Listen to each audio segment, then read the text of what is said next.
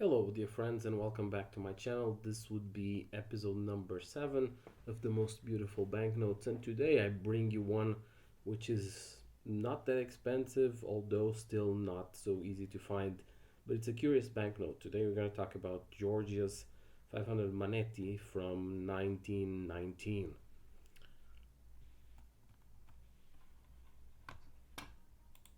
Like in all the videos, we should start first with a bit about an introduction on Georgia and how did Georgia become independent in 1918.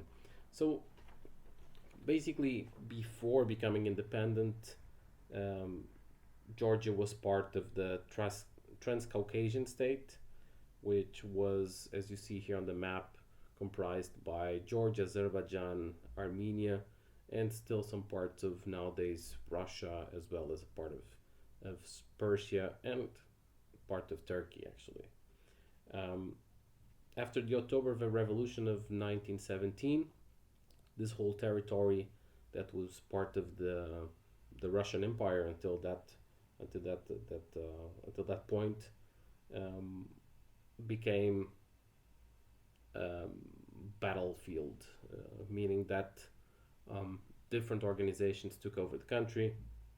Um, some more to the Bolshevik side, some more to the white side, and on top of that, um, when Russia left, or the Russian Empire negotiated leaving the First World War, they gave part of this territory um, to the Ottoman Empire, to Turkey.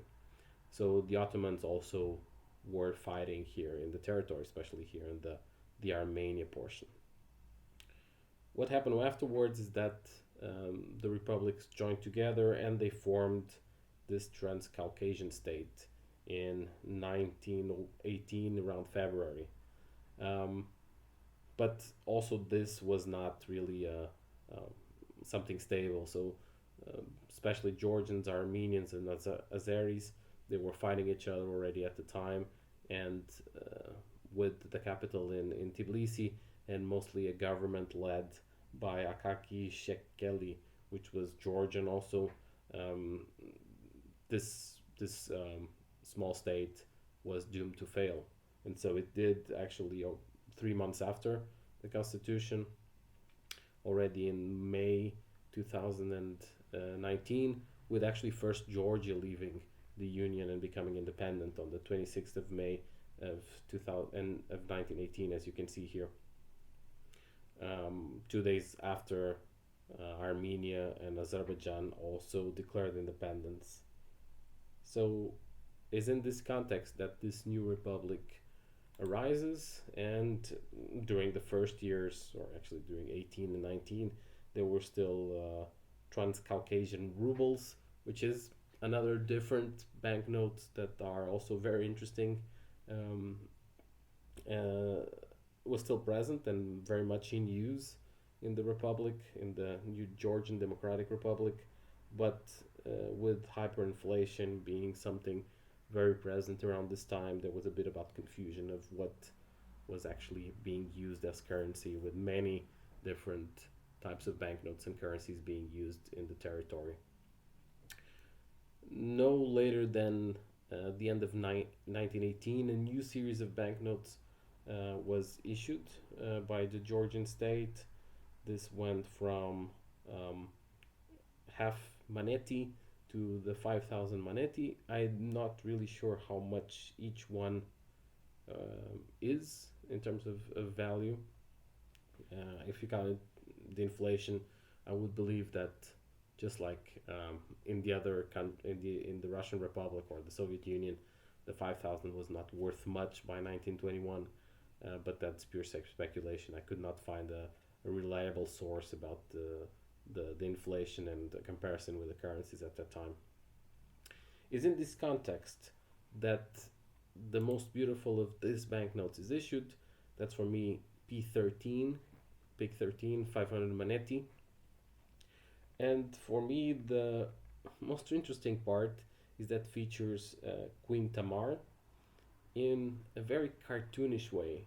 If you see here, it reminds me a bit about Japanese cartoons like manga, hentai, and not so much about what you would see at that time in banknotes or even in, in, in other depictions.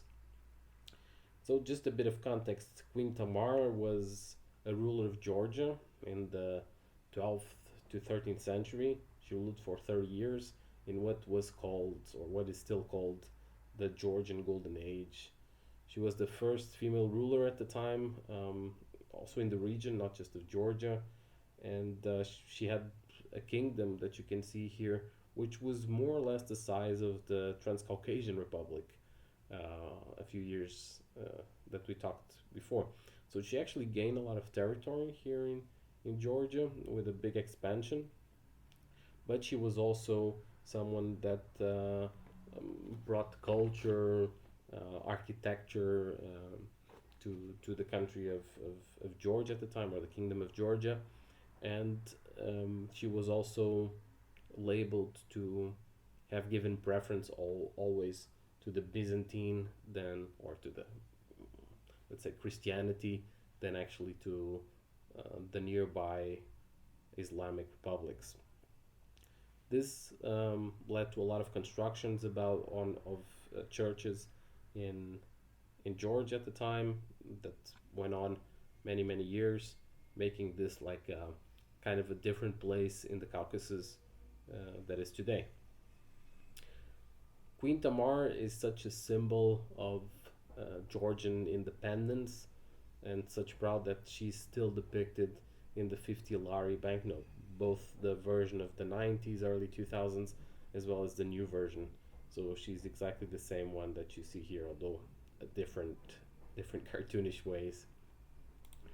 The back of this banknote is not as spectacular. It's actually close to the other banknotes of the series. It has a shield of Georgia, which at the time was St. George, um, by many a symbol of by many Christian nations, also a symbol of Catholicism or Christianity, like Malta, for example. And you can see him slaying the dragon. If you have interest, just search for St. George and the Dragon. It's an interesting story. And another curiosity is that the banknotes, beside the front being full in Georgian and in Georgian alphabet, the back has both um, French as well as Russian, and Maneti is translated then into rubles. In terms of pricing, and here for the first time I'm adding also the banknote book because, well, the standard catalog of wallpaper money is basically not being issued at the moment. Probably in the future they will issue it again, but for now it's a standstill. And I think the pricing levels of the banknote book, not exactly in this specific banknote, but overall are much better, and the detail is also much better, all in color, etc. I'm not publicizing the book here, I'm just saying. Um, but really, the banknote has two versions: one in thick paper, and the other one in thin paper, 13A and 13B, or B108A and B108B. But the prices are way off in both uh, catalogs. This is a banknote that is not so easy to find. There's a few being offered on eBay, but not close to this amount or the values here. In past years, we've seen in eBay and other auctions that the very fine goes around 30 bucks, extremely fine around 60, and if you get uncirculated, 100. Although in thin paper, I haven't seen the 100 being offered, or the banknote being offered anywhere at all in the last few years. So if you can find it, maybe in some Russian um, auction sites, you might find it and get a better price for it. But it's actually a very interesting banknote for me, and I'm trying to get it also. Well, basically, this the banknotes only lasted until 1921.